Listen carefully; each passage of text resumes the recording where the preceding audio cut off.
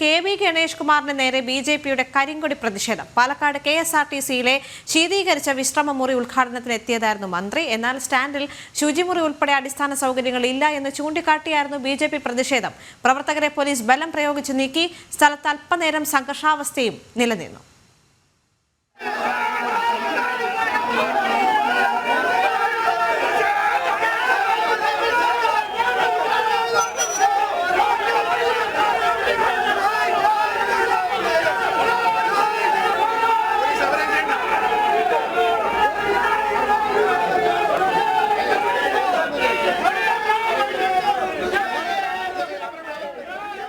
അരുണാലത്തൂർ ചേരുന്നുണ്ട് വിവരങ്ങളുമായി. അരുൺ, KB ഗണേഷ് കുമാറിനെതിരെ കരിങ്കൊടി പ്രതിഷേധവുമായി BJP പ്രവർത്തകർ മുന്നോട്ട് വന്നിരുന്നു. പക്ഷേ മന്ത്രി BJP പ്രവർത്തകരോട് സംസാരിച്ചിരുന്നു എന്നാണ് മനസ്സിലാക്കാൻ സാധിക്കുന്നത്. അരുൺ, നമുക്കറിയാം സ്ത്രീകൾക്ക് അടിസ്ഥാന സൗകര്യങ്ങൾ പോലും ഇല്ലാത്ത ഒരു ബസ് സ്റ്റാൻഡാണ് പാലക്കാടേത് എന്ന് നമുക്ക് പറയേണ്ടി വരും. കാരണം അവിടെ സഞ്ചരിക്കുന്ന സ്ത്രീകൾക്ക് നമുക്കറിയാം മതിയായ രീതിയിലൊരു ശുചിമുറി പോലും ഇല്ലാത്തൊരു സാഹചര്യം ഉണ്ടായിരുന്നു. പലതവണ ഈ പ്രതിഷേധം വലിയ രീതിയിൽ ആളിക്കത്തിയതാണ്. അതിന് പിന്നാലെ ഇപ്പോൾ വീണ്ടും BJPയുടെ വലിയ പ്രതിഷേധം ഉണ്ടായിരിക്കുന്നു. എന്താണ് അവിടെ സംഭവിച്ചത്? നമ്മൾ ജനം TV ഉൾപ്പെടെ നേരത്തെ റിപ്പോർട്ട് ചെയ്ത വാർത്തയാണ്. പാലക്കാട് KSRTC ബസ് സ്റ്റാൻഡിൽ ഒരു ശുചിമുറി പോലും ഇല്ല എന്നുള്ളത്. കഴിഞ്ഞ തദ്ദേശ തെരഞ്ഞെടുപ്പ് സമയത്തുൾപ്പെടെ തദ്ദേശ ഉപതെരഞ്ഞെടുപ്പ് സമയത്തുൾപ്പെടെ നിയമസഭാ ഉപതെരഞ്ഞെടുപ്പ് സമയത്തുൾപ്പെടെ ഇതിനെ സംബന്ധിച്ച വാർത്ത നമ്മൾ റിപ്പോർട്ട് ചെയ്ത് അധികൃതരുടെ ശ്രദ്ധയിൽപ്പെടുത്തിയതാണ്.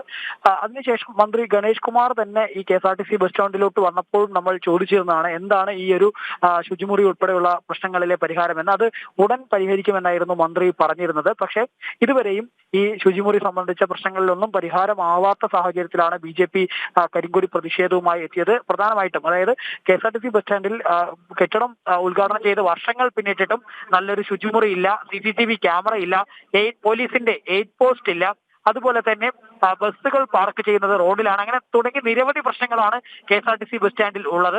എന്നിരിക്കെ ഇന്ന് ഇത്തരത്തിലൊരു ശീതീകരിച്ച മുറിയുടെ ഉദ്ഘാടനത്തിനായി മന്ത്രി KB ഗണേഷ് കുമാർ എത്തിയ സമയത്താണ് BJP പ്രവർത്തകർ ഇത്തരത്തിൽ കരിങ്കൊടി പ്രതിഷേധവുമായി എത്തിയത്. പ്രവർത്തകർ കരിങ്കൊടി പ്രതിഷേധവുമായി എത്തിയപ്പോൾ ഈ KSRTC ബസ് സ്റ്റാൻഡിന് കെട്ടിട നമ്പർ നഗരസഭ നൽകിയില്ല എന്ന് പറഞ്ഞുകൊണ്ട് മന്ത്രി മറ്റു വാക്കുകൾ കേൾക്കാതിരിക്കുകയായിരുന്നു ചെയ്തത്. പക്ഷേ KSRTCക്ക് കെട്ടിട നമ്പർ പാലക്കാട് നഗരസഭ നൽകാത്തത് ഈ കെട്ടിടത്തിൽ അനധികൃത നിർമ്മാണമുണ്ട് എന്നുള്ള കാരണം കൊണ്ടും മാത്രമല്ല ഇതുമായി ബന്ധപ്പെട്ട വിഷയം കോടതിയുടെ പരിഗണനയിലാണ് ഇരിക്കുന്നത് എന്നിരിക്കെയാണ് മന്ത്രി അത്തരം കാര്യങ്ങളിൽ ചർച്ച വഴിതിരിച്ചു വിട്ടുകൊണ്ട് BJP പ്രവർത്തകരോട് തർക്കിക്കുന്ന ഒരു സാഹചര്യം ഉണ്ടായത്. അതേസമയം BJP പ്രവർത്തകർ ആ മന്ത്രിയുടെ വാക്കുകൾ പ്രതിഷേധം കൂടുതൽ കണക്കുകയായിരുന്നു ചെയ്തത്. തുടർന്ന് BJP പ്രവർത്തകരെ പോലീസ് ബലം പ്രയോഗിച്ച് അറസ്റ്റ് ചെയ്തു നീക്കുകയായിരുന്നു. ശരി അരുൺ, അവിടെ ജനപ്രതിനിധികളും ഉണ്ടായിരുന്നല്ലോ, MP-യും MLA-യും അടക്കം ഉണ്ടായിരുന്നു. അപ്പോൾ ഈ ഒരു വിഷയത്തിൽ അവിടെ മതിയായ ശുചിമുറികളില്ല അല്ലെങ്കിൽ അടിസ്ഥാന സൗകര്യങ്ങൾ പോലും ഇല്ല എന്നുള്ള പരാതി അവരും കേട്ടിരിക്കുമല്ലോ. സ്ഥലത്തെ MP ആയ VK ശ്രീകണ്ഠൻ അതുപോലെ തന്നെ MLA ആയ രാഹുൽ മാങ്കൂട്ടത്തിൽ എന്നിവരുടെ സാന്നിധ്യത്തിൽ തന്നെയാണ് ഇത്തരത്തിൽ ഈ പ്രതിഷേധം BJP നടത്തിയത്. ഈ അധികൃതരൊക്കെ കണ്ണു തുറന്ന് കാണണം, ഇത്രയേറെ ബുദ്ധിമുട്ടാണ് ജനങ്ങൾ അനുഭവിക്കുന്നത്. അതായത് ശുചിമുറി പോലും ഇല്ല എന്നുള്ളത് ആ സ്റ്റാൻഡിന്റെ ദയനീയ അവസ്ഥയാണ്.